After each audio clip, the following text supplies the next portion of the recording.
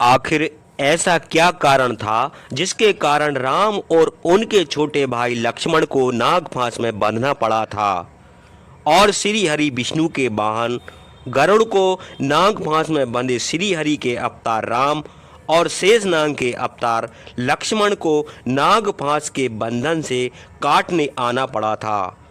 जबकि राम तीनों लोकों के नाथ थे और उनके छोटे भाई लक्ष्मण शेषा अवतार नागों के राजा थे।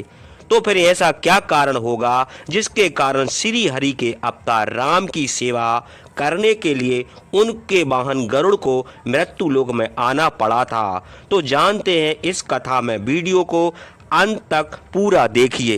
रावण ने सीता की रक्षा करने वाली राक्षसियों को बुलाया। उसकी आज्ञा से त्रिजटा नाम की राक्षसी के साथ सब राक्षसियां आईं। रावण ने बड़े हर्ष के साथ उनसे कहा, तुम लोग सीता से बोलो कि इंद्रजीत ने रामचंद्र और उनके भाई लक्ष्मण को मार डाला है और सीता को पुष्पक विमान पर युद्ध भूमि में ले जाकर मरे हुए दोनों भाइयों को दिखा भी दो। जिस राम के बल पर सीता को गर्व था और हमको कुछ नहीं समझती थी, वे राम अपने भाई के साथ युद्ध में मारे गए।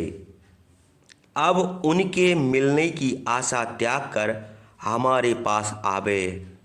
राम लक्ष्मण मार डाले गए हैं, इसलिए और किसी की शरण न देखकर विवश होकर स्वयं हमारे बस में रहेगी।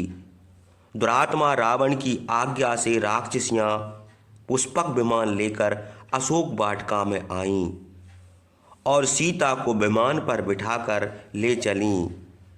रावण ने लंका में ढिंढोरा पिटा दिया कि इंद्रजीत के हाथ से राम लक्ष्मण मारे गए। सीता त्रिजटा के साथ विमान पर बैठकर युद्ध भूमि में गई। उन्होंने देखा कि वानरों की सेना मरी पड़ी है। राक्षस बड़े प्रसन्न हैं। वानर राम लक्ष्मण के पास बड़े दुखित खड़े हैं। राम लक्ष्मण बाणों से पीड़ित और अचेत होकर सरसैया पर पड़े हैं। उनके कवच टूट गए हैं, धनुष पृथ्वी पर पड़े हैं। बाणों से उनके सब अंग घायल हो गए हैं। उनकी देह में बाण ही बाण देख पड़ते हैं। सीता उनकी यह दशा देखकर बड़ी दीनता से रोने लगी और उनकी मृत्यु के विषय में तर्क वितर्क करती हुई इस प्रकार कहने लगी। देह के लक्षण जानने वाले पंडितों ने मुझे बताया था कि मैं पुत्रवती होंगी और जीवन भर साधवा रहूंगी। ज्योतिषियों ने कहा था कि रामचंद्र बहुत से अश्वमेघ यज्ञ करेंगे और मैं उनकी पटरानी होंगी। मुझे कल्याणी और पति से सम्मान पाने वाली बताया था। आज रामचंद्र के मारे जाने से उन लोगों के वचन असत्य हुए जिन ज्योतिषियों ने मुझे जीवन भर साधवा रहने की बात बताई थी। उनकी बात आज असत्य हुई। जिन कुलीन स्त्रियों के पैरों में पद्म चिन्ह होते हैं, वे अपने पति के साथ राज्य सिंहासन पर अभी युक्त होती हैं। मेरे पैरों में पद्म भी हैं। जिन लक्षणों से स्त्रियां विधवा और अभागिन होती हैं, वे लक्षण मेरी देह में नहीं हैं। सामुद्रिक जानने वाली पंडितों ने स्त्रियों के जो शुभ लक्षण बताए हैं, आज रामचंद्र के मारे जाने से उनकी सब बातें असत्य हुई। जन स्थान से ढूंढते ढूंढते दोनों भाई हमारा पता लगाकर समुद्र को पार करके लंका में आ गए, किंतु यहाँ गाय के खुर में भरे हुए जल में डूब गए। ब्रह्मास्त्र भी राम लक्ष्मण को परास्त नहीं कर सकता था। माया के बल से छिपकर इंद्रजीत ने मुझे अनाथा के नाथ रामचंद्र को मार डाला। चाहे मन के समान वेगवान भी क्यों न हो, किंतु युद्ध में रामचंद्र के सामने आकर कोई जीवित नहीं लौट सकता था, किंतु काल के लिए कुछ भी कठिन नहीं है। इस प्रकार रोती हुई सीता को राक्षसी त्रिजटा समझाने लगी। हे देवी, तुम शोक ना करो, तुम्हारे स्वामी जीवित हैं। जिन कारणों से मैं राम लक्ष्मण को जीवित समझती हूँ सो सुनो। जब सेना का स्वामी मारा जाता है तब सैनिकों के चेहरों पर क्रोध और हर्ष नहीं प्रकट होता। एक और भी विशेष बात इनके जीवित रहने का विश्वास दिलाती है। यदि ये जीवित ना होते तो यह दिव्य पुष्पक विमान तुमको अपने ऊपर ना बैठाता, क्योंकि विधवा स्त्री इस पर नहीं बैठ सकती। जब सेना का प्रधान मारा जाता है तब सैनिकों का उद्यम और उत्साह नष्ट हो जाता है। जैसे केवट के बिना नाव पानी में इधर उधर बहती फिरती है, वही दशा सेना की हो जाती है। किंतु वानरों की सेना घबराई हुई नहीं है, सावधानी से राम लक्ष्मण की रक्षा करती है। इससे भी जान पड़ता है कि राम लक्ष्मण मरे नहीं हैं।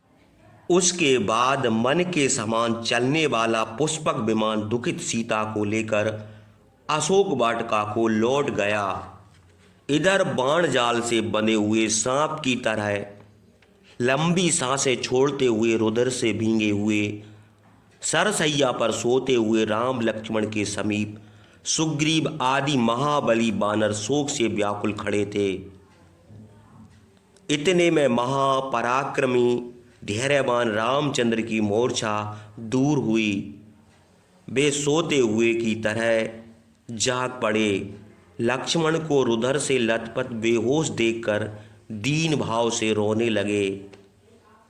जब युद्ध में लक्ष्मण मारे गए तो मैं सीता को लेकर क्या करूँगा? मुझे अपने जीवन से भी प्रयोजन नहीं है। सीता के समान स्त्री चाहे मिल भी जाए, पर लक्ष्मण के समान भाई, मंत्री और योद्धा नहीं मिल सकता। यदि लक्ष्मण मर गए तो मैं भी बानरों के सामने ही अपने प्राण त्याग दूंगा। लक्ष्मण के बिना अयोध्या में जाकर अपनी माता कौशल्या और कैकेयी से क्या कहूँगा? अपने पुत्र को देखने की आशा करती हुई सुमित्रा से क्या बताऊँगा?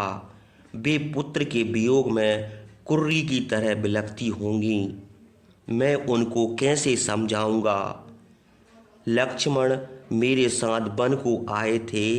मैं उनके बिना अयोध्या में जाकर यशस्वी भरत और शत्रुघ्न से क्या कहूँगा? इस प्रकार श्री राम को विलाप करते देख सुग्रीव के समीप बैठे हुए अपने ससुर सुषेण से कहा, राम लक्ष्मण को जब होश आ जाए तब आप वीर बानरों के साथ इन्हें किष्किंधा को ले जाइए। मैं रावण को उसके पुत्रों और बांधवों सहित मारकर सीता को उसी प्रकार ले आऊँगा जैसे नष्ट हुए राजलक्ष्मी को इंद्र ने प्राप्त किया था।